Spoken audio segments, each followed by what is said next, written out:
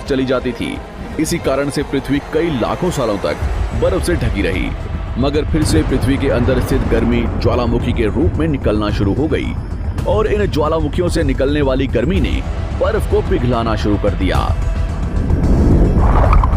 इसी बीच पृथ्वी की गहराई में बचे कुछ सूक्ष्म जीव धीरे धीरे बदल रहे थे और अब वो ऑक्सीजन को अपने शरीर को बड़ा और जटिल बनाने के लिए इस्तेमाल करने लगे थे। इस बीच पानी में अलग से भी छोटे समुद्री पौधे निकलने शुरू हो चुके थे। बाहर जैसे जैसे ज्वालामुखी निकल रहे थे वैसे वैसे वातावरण कार्बन डाइऑक्साइड की वजह से गर्म हो रहा था। वक्त के साथ साथ बर्फ तो पिघलने लगी, मगर धरती पर फिर से एसिड की वर्षा शुरू हो गई, जिसके कारण फिर पृथ्वी ठंडी होने लगी और फिर पृथ्वी की ज्यादातर सतह बर्फ से ढक गई।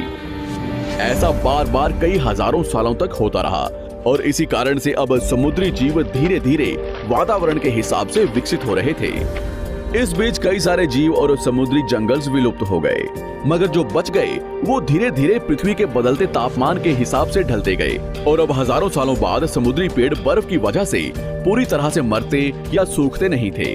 अब सूक्ष्म जीव समुद्री जीव बन चुके थे। जब फिर से ज्वालामुखियों ने पृथ्वी की बर्फ को पिघलाना शुरू किया, तब ये समुद्री पेड़ जल्दी विकसित होकर फैल गए।